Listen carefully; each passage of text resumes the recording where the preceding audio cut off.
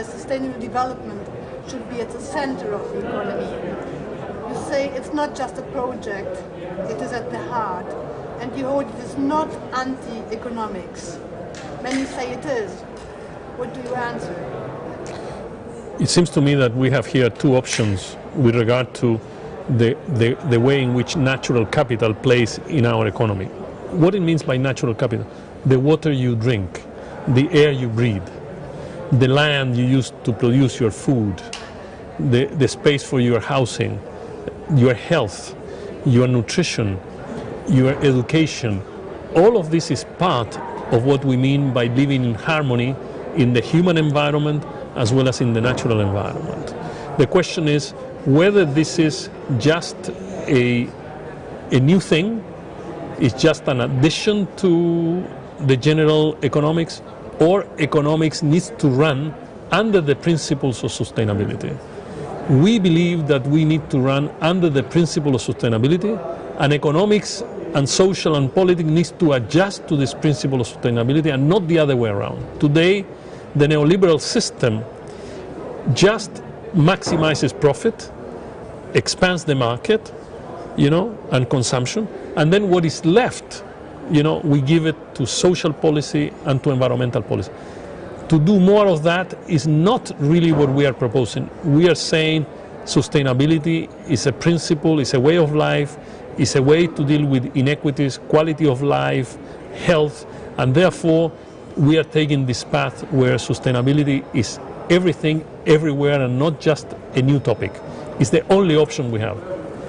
You run for president. That means that you talk about policy options. In that context, what is the role of fiscal policy? Keywords are like, for instance, eco-taxes or tax reform. Here in Europe, in times of crisis, many people tend to say that we don't need that. We don't have time for that. This is only for times of welfare being. What do you say? Fiscal policy plays several roles in sustainable development. First of all, is the role of the state, is the manifestation of the role of state on several grounds. First, fiscal income that we are going to use to deal with environmental issues. Second, fiscal incentives like taxes, subsidies, eminent domain, property rights, market interventions. Third is the public investment program, whether we are investing on our natural capital or whether we are taking away from our natural capital and investing on other things. So fiscal policy is central to the achievement of the goals and objectives of sustainable development. So if we don't want the industry to pollute, we need to use eco-taxes like the polluter principle. If we want to have a new energy policy that is clean, not dependent, and not expensive, we need to have the hands of the state for the renewable energies, energy efficiency, and all this clean energy to start. The same thing with regard to the social elements of sustainability, education, health, and others. Therefore, fiscal policy is central to sustainable development, and last but not least, is central because it brings to the fore the importance of the public good nature of our society. What belongs to all of us needs to be highly productive, highly beneficial to everyone, independent of their income, ethnicity, region, and so on. Sustainable development is a way to capture and claim again this notion of the public good at the local level, at the regional level, national, and at the global level. Therefore, fiscal policy is central to the future of sustainability. But it's not alone. It's not something that you can practice without monetary policy, without pricing policy, without trade policy.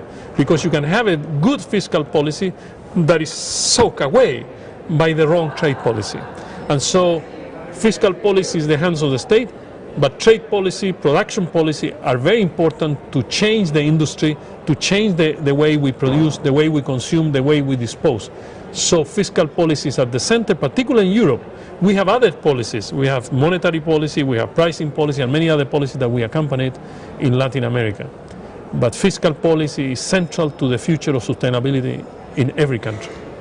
You've mentioned the role of the state. Neoliberals say that it must be downsized. We need less state, not more state. What is your answer? The question of whether we need more or less state is not the question really. I don't think it's a relevant question. What we need is to understand what is the role of the state. And that is answered by what is your objective in development. You cannot define the role of state, outside this particular question. What is the type of model, what is the type of society you want? We want a sustainable society. The market is not going to provide that society. Therefore, the role of the state is very important. That does not mean to have a state that doesn't function well, to have a state that really doesn't use the resources accordingly. We are saying better state, but a state that has a clearly defined role for sustainability in our development. We often talk about what is the aim of a society. Is it welfare, well-being, welfare gains? In Europe over the past, let's say, 2 decades, welfare has been associated very much with more consumption. It seems that this is also the case in Chile. What is welfare or well-being or win-year in your eyes? For us, it's essential to understand the material dimension of this welfare, or this well-being. People need to consume, but not with consumption destroy the environment. We need to have a conscious consumer that is understanding what are the impacts that come out of this consumption. Particularly, how do you deal with the disposal of residuals? How do you deal with the environmental impact of this consumption? Secondly, we need a conscious consumer that actually deals with the essence of what he or she consumes in terms of quality, if they're consuming GMOs, if they're consuming additives, pesticides, fertilizers, herbicides in consumption. We need that to be understood. But the essence of welfare or well-being is also non-material. People want to be happy. So we are interested not only in measuring gross national product, which is the material side of it, we also want to do gross national happiness. And people understand that now. We know what it is to live in a city that doesn't function, but we also know how to live in a city that does function. So the issue is not only material, it's also non-material. And it has to be based on a very humanistic view of development, respecting all forms of life, not only human life, but also nature's life. And this is where harmony will come with the human environment and with the natural environment. So whatever index of well-being you choose, it has to be material and non-material. It has to include the spiritual side of this well-being. The economy of your country has been based much on the extraction of natural resources. Now, in times of crisis, this is also a growing problem here in Europe. For instance, gold extraction in Greece. The problems are very similar. That is, clean up later, companies don't pay taxes, people around them suffer from diseases. What is the answer you propose to Greece or to Europe and also to your country? I think the answer is not simple, but there is one element we are actually proposing in our country, and I think Greece can also benefit from it, to move from the concept of competitiveness to eco-competitiveness. In other words, not let the industry to produce with this environmental impact. In other words, when we calculate, when we measure, when we evaluate the degree of competitiveness, we have to include the abatement cost of the environmental destruction of the industry. That's the first step. Secondly, the hope is that industry do not produce these negative impacts in the first place. Therefore, it is very important that we are clear that competitive is not only the prices at the border, it is to leave behind a clean economy, a clean society, a clean environment. And this has to be done through eco-competitiveness supported by public funds, rights on the environment, and community participation.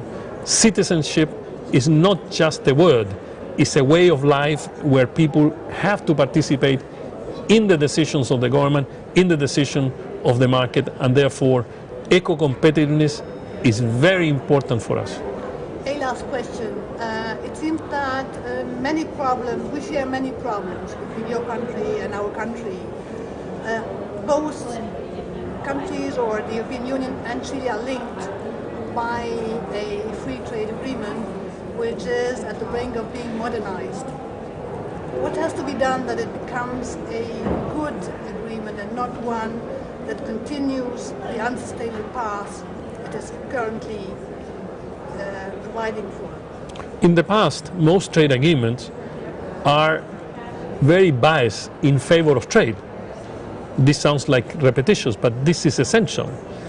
Added social issues, added environmental issues or concerns, added security issues or concerns, the social, but we need to go beyond in terms of principles. Why Europe and Chile like to be partners? Partners on what? And here we have to have culture, identity, music, literature, civic education, participation, and so on. So we are asking that the next round of debate is not only about export and imports, it's about principles of leadership, principles of common grounds between these two societies. And so the issue of environment needs to be better said, the issues of mining and extractive industry needs to be better understood, and we cannot allow that the benefit of Europe are received at the expense of our environmental destruction or social destruction.